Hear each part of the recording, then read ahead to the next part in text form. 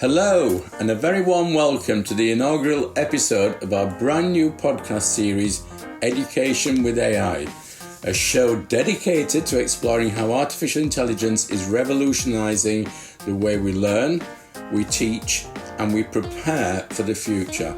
I'm your host, Nadia Granata, and I'm thrilled to have you with us as we embark on this exciting journey into the evolving world of AI in education. This first episode marks the beginning of a series where we'll dive deep into the questions, innovations and challenges surrounding the use of AI in education, the ethics, the challenges that we as educationists, if that's what the word, we are facing. Each episode will feature leading voices from the world of technology and education policy, and today we're starting with a true trailblazer, Mr. Andrew Grill, a globally renowned tech futurist, acclaimed author, core member of the AI Collective, and an all-round top bloke. Andrew is known for his forward-thinking insights on digital transformation, and his latest, it's not his latest book, it's his brand new, soon-to-be published book. I need to train my AI a little bit better on this one. Digitally Curious explains how AI is reshaping industries with a particular focus on education. In today's episode, we'll be discussing the transformative power of AI in the classroom, the role of AI in personalised learning, and the ethical considerations that educators and policymakers are currently grappling with. And what happens is that they're now waking up to the fact that all these dissertations that have been handed in, dissertations are different to assignments, but they've got a massive chunk of AI in them. And a big Let's talk about that, because I think in some ways you actually want students to be using this new technology, because when they go into the workforce, they're going to have it available to them. So one school of thought is an educator says, no, you can't use that. It's cheating. And I'll talk about that in a minute. The other side is use all the tools you've got, but actually mention that you've used them. So the first line in my book says, this book has been written by a human. Now, I've used AI massively throughout it. I had about 100 different podcast episodes that I've recorded. So I'd used Otter AI to transcribe them. I then went through and worked out about 60 were useful for the book. So am I going to listen to 60 hours of podcasts, put them all into Otter? And what I only discovered about 3 months ago, you can actually, there's a GPT in Otter. So you go at Otter, give me 5 sound bites from this podcast that talks about this. And so I remember writing the book in the cafe, and I had all these different scripts lined up. And out of that, I had all the insights. And it saved me a massive amount of time. So I've used AI for the book because I haven't got time to go through all that. So my point there is, the educators should say, I want students to use the technology. I want you to disclaim that you've used AI. But then I'm going to jump straight into it. The problem with education, I am passionate about education, and I've been an educator, I'm an educator, is that the way we assess students today is broken. And the reason you've got a problem, and you mentioned before, with educators saying we're getting all this AI-produced stuff, and it's essentially cheating, is that the way we assess is we basically say, here's a bunch of knowledge. The way we assess whether you know it or not is by you writing about it, and there's an ability to cheat. When I failed a maths exam back in my engineering days, and I had to have a viva. Now, a viva is when you are face-to-face with the educator, and they ask you questions, and that is the time when you can't lie or cheat. So I thought the other day, what about if we used AI to actually assess students? And then I put that to an educating friend of mine. They said, well, we couldn't scale that. I said, yes, you can use AI. So imagine me sitting here with you, but I'm actually a GPT, and I'm giving you a viva on all things you're supposed to know. That turns the button, because yes, I could have written a beautifully crafted essay using AI, but when the rubber hits the road and I have to basically prove that I know what you've taught me through a viva that's AI delivered, that could be scalable. So whether that's the right answer or not, I don't know. And most educators are saying that's not the right answer, Andrew, because we want to stay employed as an educator. But I think education needs to be changed because they're now tools. And going back to what I said before, if you're making these students fit for higher education or the workforce, they're going to be given those tools at work. There is no company in the world that when you join them, they say, oh, do you know how to use Excel, PowerPoint and Outlook? Do we need to train you? Right now, I think the assumption is if you come and work at some of these companies and Copilot or a GPT is available to them, they might need a little bit of training. But in 5 years' time, Who's going to turn up to work going, I don't know how to use an AI system? Yeah. I think you're absolutely right. And I think this generation of school leavers, university graduates, when I say the generation have got a massive opportunity. This year, I've missed it slightly because ChatGPT 4.04 wasn't released in the UK until mid-May. By mid-May, most of my students, from my experience, were already still only using 3.5 and using it very badly. When we go back in September, any time now as university graduate students tend to go back towards the end of September in the UK, over the summer, a percentage of them will have picked up ChatGPT 4 and 4.0, and they will have learned to go into the back end of it and look at custom settings, as we talked about the other day. And they can put instructions in there that will make it nigh on impossible for even the most savvy of us to be able to detect whether they've used AI or not. So let's assume it's used. So we have to burst through that. We've got to... But disclaimer and say that I've been so smart, I've learned how to do that. And what the whole reason I wrote this book, Digitally Curious, I've been talking about the notion of needing to be digitally curious for years. I'll give you this a good example that's quite recent. I gave a talk at the Savoy Hotel in London, in the ballroom, it was lovely, to a group of Brazilian investors. And I came off stage and my clients are there and they're saying, oh, thank you very much, that was an amazing talk. Now, what I generally do is absorb that, because I think I'm a good presenter. But I then said to them, so what will you do differently? And they're like, oh, some of that stuff I said, hey, I want to show you something you can do differently. I literally took my camera in the ChatGPT app, I took a picture of the room, a very bad picture, and I said to ChatGPT, what am I looking at? And it came back instantly, and they're watching this as it types it. Obviously, you're in a ballroom. I can see the words AI conference, so you're probably at an AI conference in a large ballroom. I then said, which hotel am I in? And it gave me one of 4 options. Yeah. One of 4 was the Savoy Hotel. Now, what that did, the client's watching this in real time, and they're going, oh my goodness, I didn't know it could do that. Yeah. So my passion is to say to people, it's not just about playing with the tool. Treat it as an intern. Push it to its limits. Ask it questions until it says, no, I can't help you. So in looking at a subtitle for the book, I use ChatGPT. I know that you prepared questions for me today using ChatGPT. Yeah. It saves me a massive amount of time, and I'm telling people that I'm using AI, but I'm always trying to infect, and I use that word deliberately, infect people with passion to go, just give it a go. But you'll get away with this because you are a futurist. You are a well-recognised, well-respected globally, but there's a bunch of us out there. If I put something out on LinkedIn, I get a number of people. If I put a thought piece out on LinkedIn, quite often I'll get people asking me, "Did you write that or GPT?" I've sort of got to a point now where I'm thinking, does it matter? Because I've instructed my GPTs anyway, so they are a reflection of me and my knowledge, but there's still a lot of cynicism out there about if you use AI, then this is not an authentic piece of work and I'm not going to read it. But you seem to have got beyond that. Well, I think the notion of cheating is if you pass off something as your own work and you don't check it at all, you basically give it. Now, what I say in my talks is basically you should never just give what comes out of a GPT system to a client or publish it on the internet. Yeah. Just as if you give a real-world intern that job, he or she comes back with their work, you would check it. You wouldn't say, I'll just publish it unseen. So there is always an element of what I call critical thinking. So is what I'm reading right based on what I know, what I've read? You still need that last mile human to say, this is my work.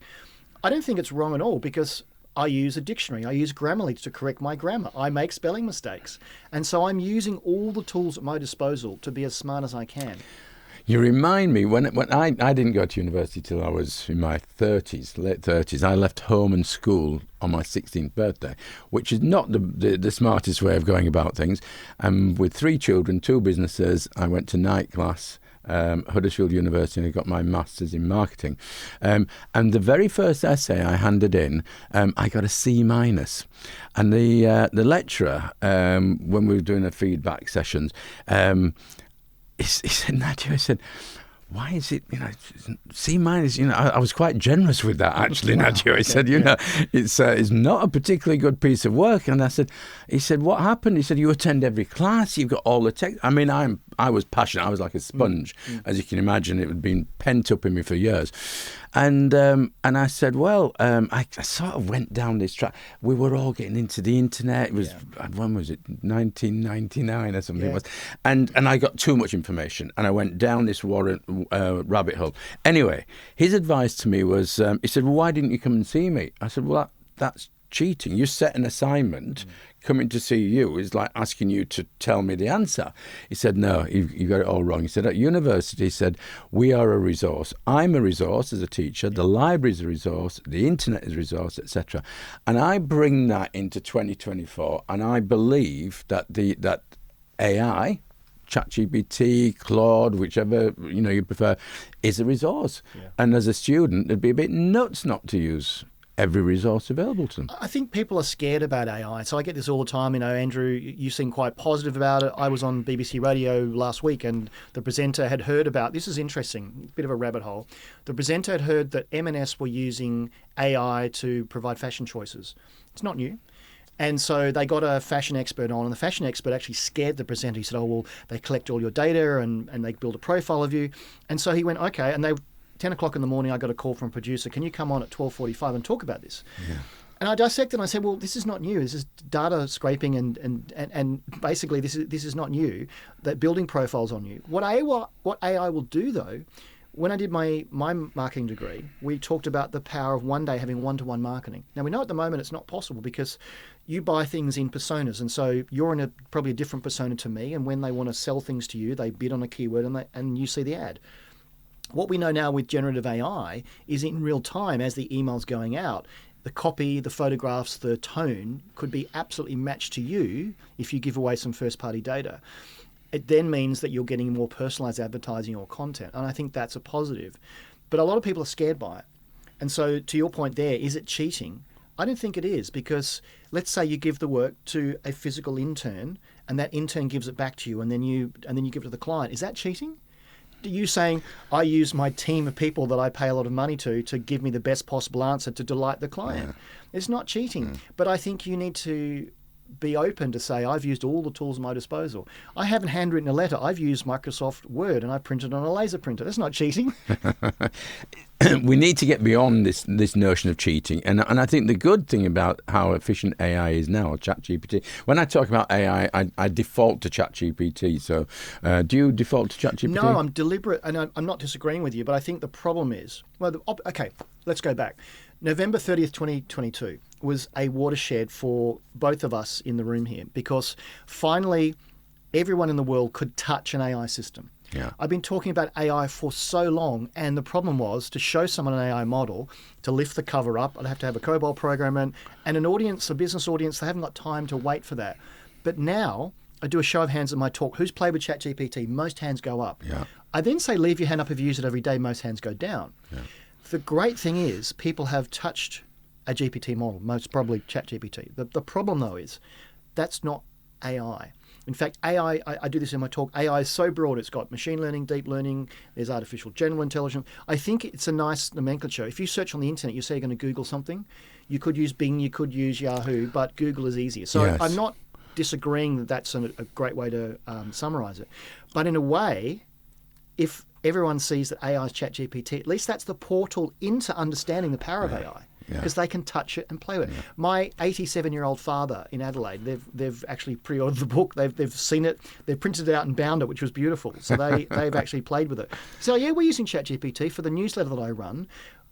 We got in trouble because we were posting links to articles that other people own, and so we can't do that anymore. So we're getting ChatGPT to summarize the article and then put it in the newsletter. And I thought, one, that's genius. Two, good on your dad for actually being digitally curious and actually trying these things and seeing what it can do for him. Yeah. Well, on that point of ChatGPT and Claude and Bing, so we go back to Betamax and VHS. Do you remember that? So yes, I think one of the first case studies that was presented to me in university, consumer behaviour, I think it was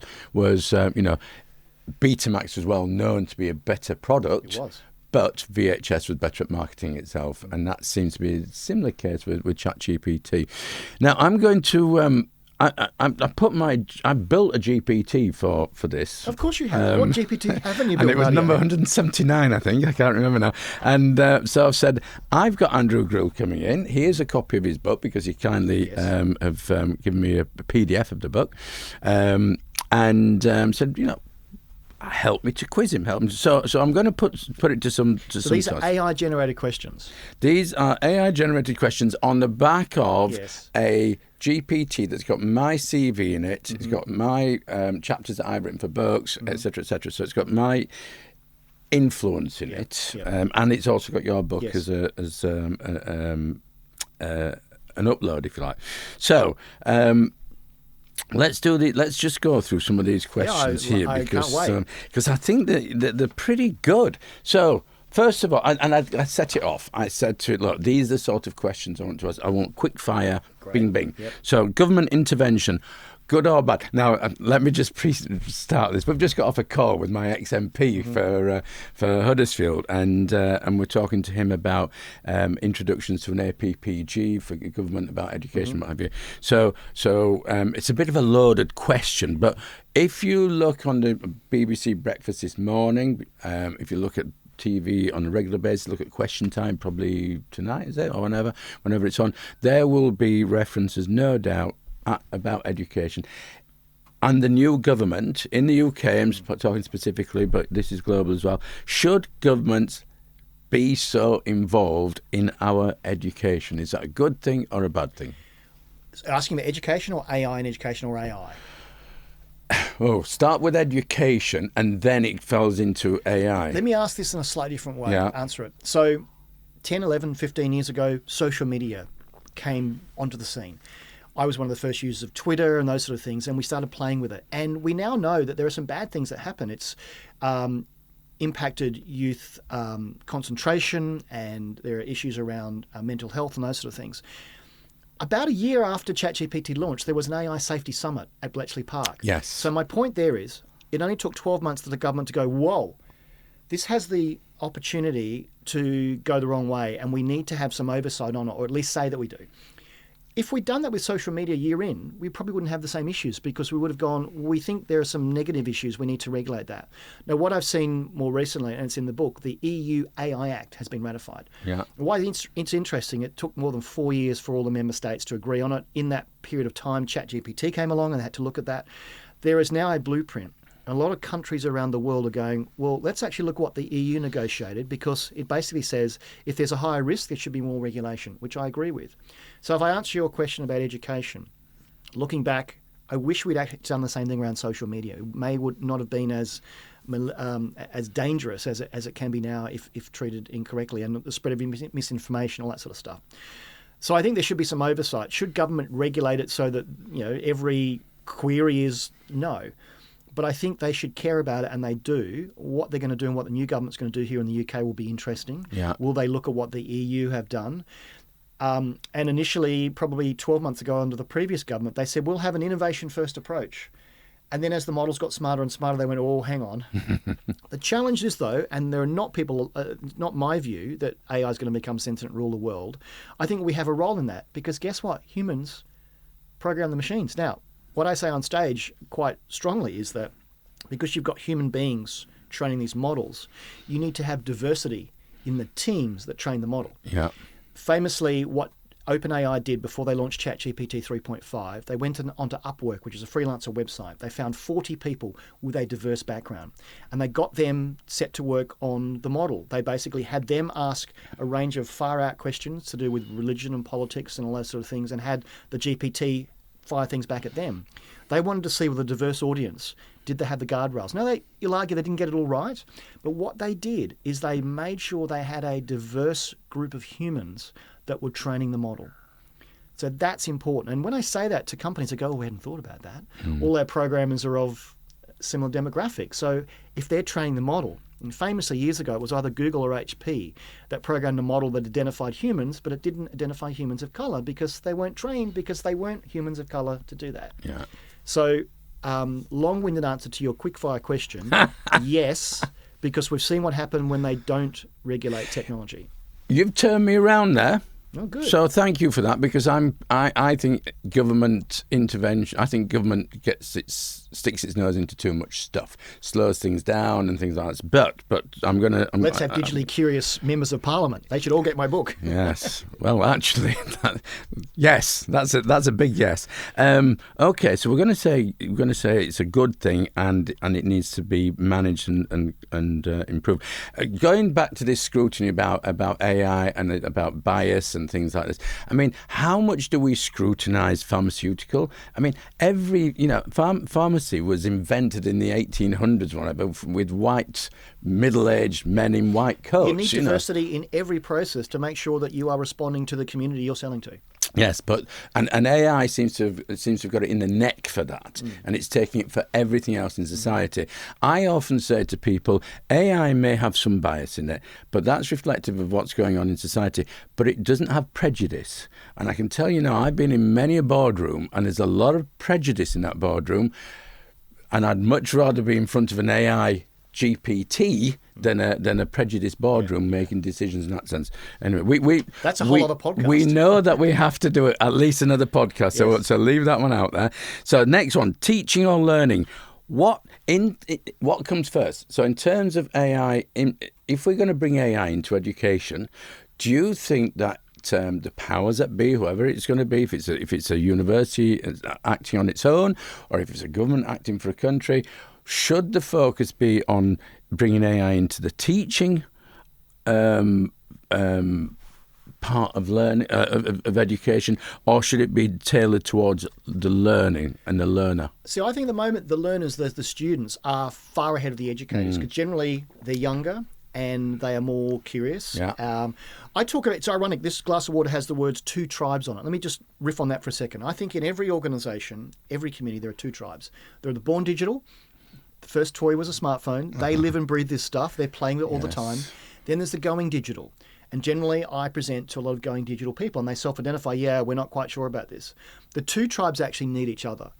And in a corporate situation, the way you can set that to work is with a hackathon. You get the born digital, going digital, let's solve a business problem. Let's actually work out what AI means for our organisation.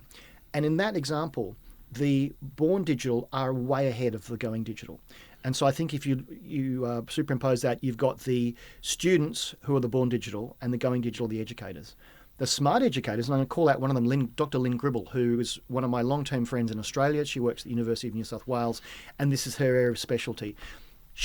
I think she's probably already building GPTs. I mean, she's playing with all this stuff. Yeah. She wants to be ahead of the curve, knowing what the art of the possible is for her students. That means she gives a better educational experience. Yeah.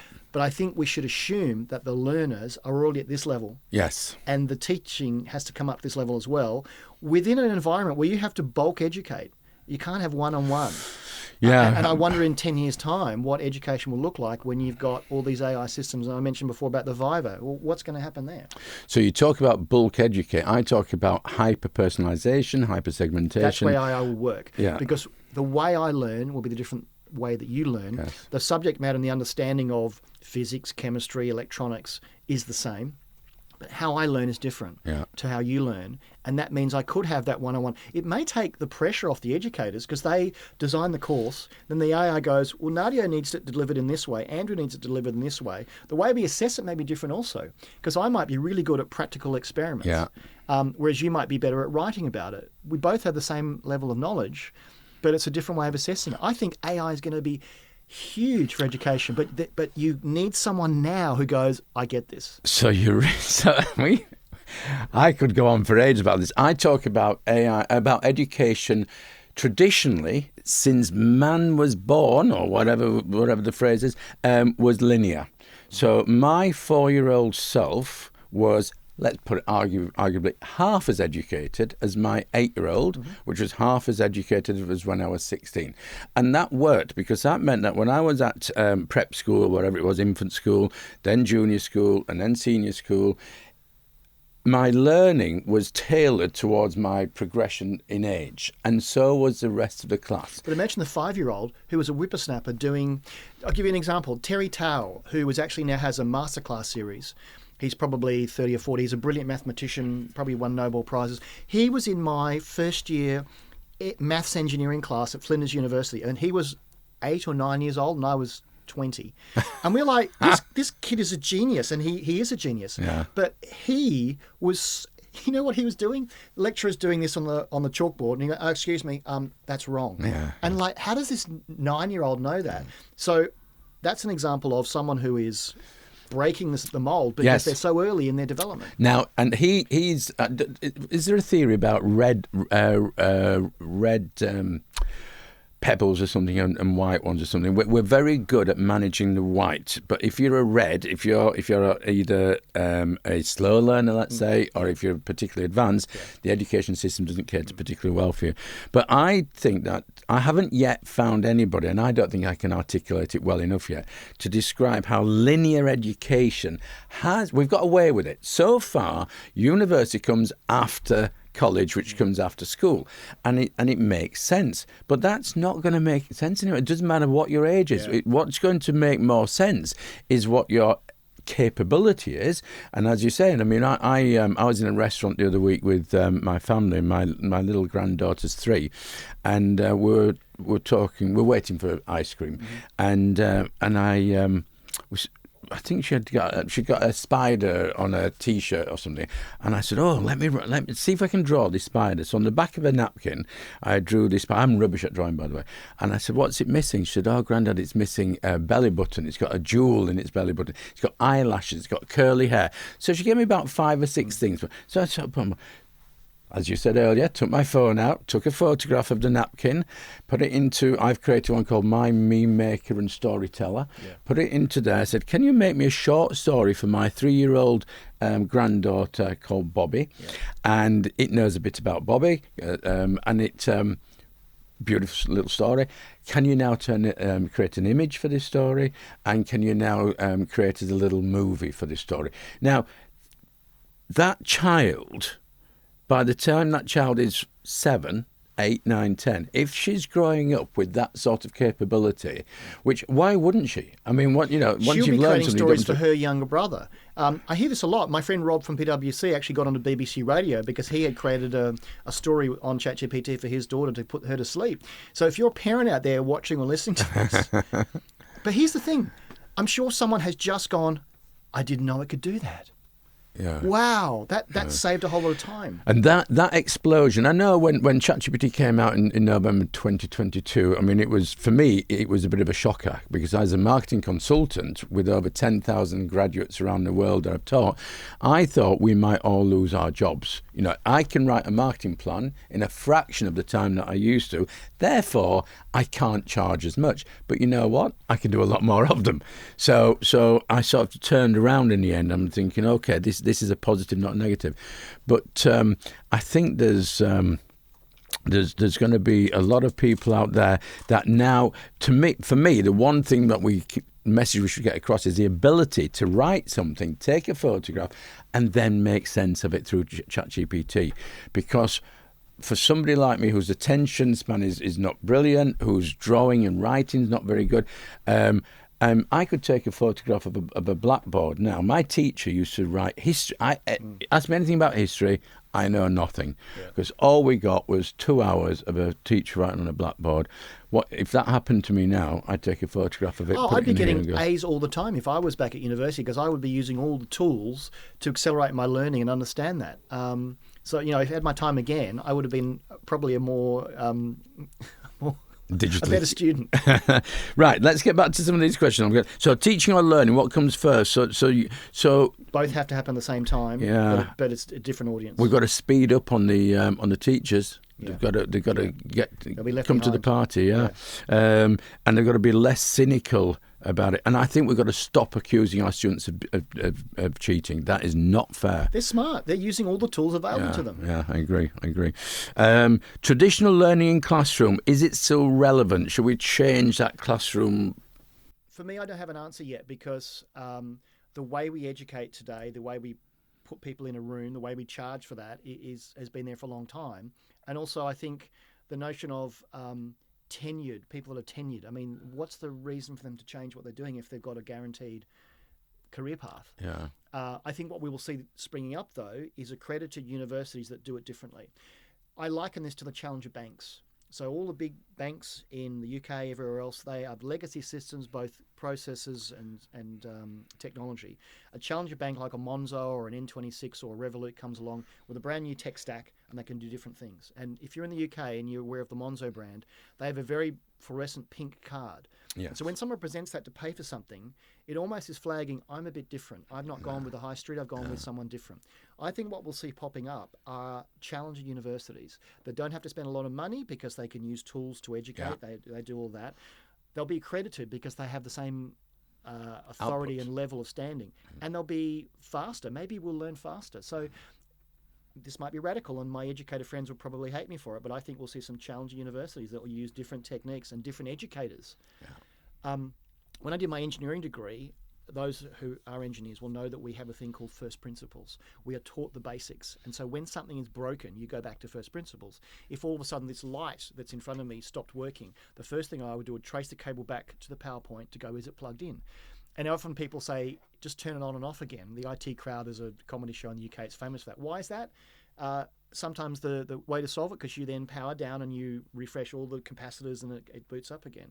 So I've learnt from my engineering training everything in life for understanding what are the first principles. So you have to learn things from first principles. But then how you extend that, I think challenger universities could have a place. I think you're absolutely right, and I know universities will be listening to this because I'm going to post it out to Good. them. We've got I'm open to all. hundreds. I'm not saying one is worse than the other. I'm just saying you need to keep up. And those academics that are already playing with these tools are doing your students such a positive service. Now, I'm going to dwell on that second because I know in my personal experience that there are some academics who are playing with tools and like me, they're building GPTs. I think that's great. My concern is that we're going to end up with an institution that might have 20, 30, 40 different GPTs being used in different scenarios, whatever. Now, that could be a good thing, but it could be a bit of a Wild West sort of thing. So I think that there needs to be a universal understanding of how to build a GPT, branded GPTs for universities, and with responsible links in them taking you back to So the guess website. what? You use AI to audit all the things you have there and look at what things meet the standard and what don't.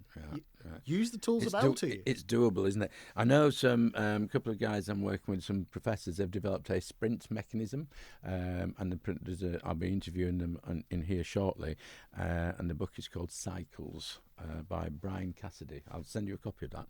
And it's all about how to use a sprint to take AI into an organisation.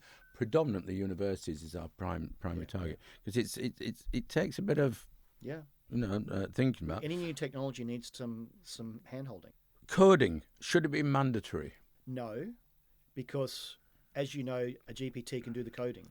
And I then wonder, well, what happens to people that are coders? Are they out of a job? No. The coders become product managers who actually sell what it can do into the organization.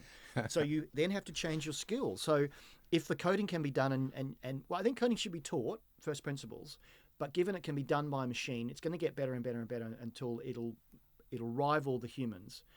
How do you then sell that concept to someone? I think that will require a different set of skills, knowing how to code, but then having the machine do it for you. If I was a gambling man, which I'm not, I would have put money on you saying, yes, coding, it's a definite. But that answer's brilliant. I think you're absolutely right, because I expect the unexpected with me. And it's a bit, what's the word? Not usurp, but it's something like usurp, isn't it? If we're not careful, we are going to be changing what we teach and how we teach. And so, for example... Now, not if we're careful. I'll go out on a limb. We are going to change it. It will change. And everything changed in November 2022 when we had the ability. Now we've spent the last 18, 24 months working out what it means. As we go into the next 2 or 3 years, we'll see specific segments of education, of industry using these tools. We ain't seen nothing yet. This is just the baby steps. But and let's not panic and teach students how to code when actually the next iteration of ChatGPT removes that, et I cetera, talk et about it in cetera. the book. Everyone was saying, the new jobs will be prompt engineers. And if you scroll on LinkedIn or Instagram, you have all these people who want to sell you all these prompts. Yeah. Well, prompt engineering is dead because the AI will do it for you. At the moment, AI doesn't have a lot of memory and a lot of context, but it will. And what we saw coming out of Apple in the last 6 months or so with Apple Intelligence, now your device has all the context it needs. With permission, it knows that I'm here with you right now. It knows how I got here. It knows my bank balance. It knows my next meeting, all those sorts of things. If I give it permission to have access to that, it then has context. So I don't need to write a prompt. It's written for me and executed by my AI, who is my digital assistant, my digital AI. A digital agent, I called them years ago.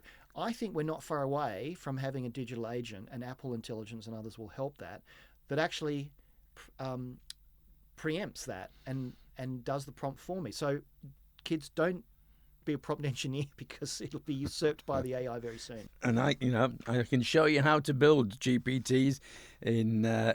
It doesn't take you all day to build one. Okay, so I know that we're going to have to wrap up, and I've still got a bunch of other questions here. So Give me quick fire. I'll give you one sentence response. So we're just teachers. Could or should AI replace them? No, they should use the tools to make them better, because it's been a sentence. You still need the critical thinking, the delivery from humans. Like being around humans. So and yes, the pastoral care. They still exist. Yeah. Use the tools. Online degrees or traditional?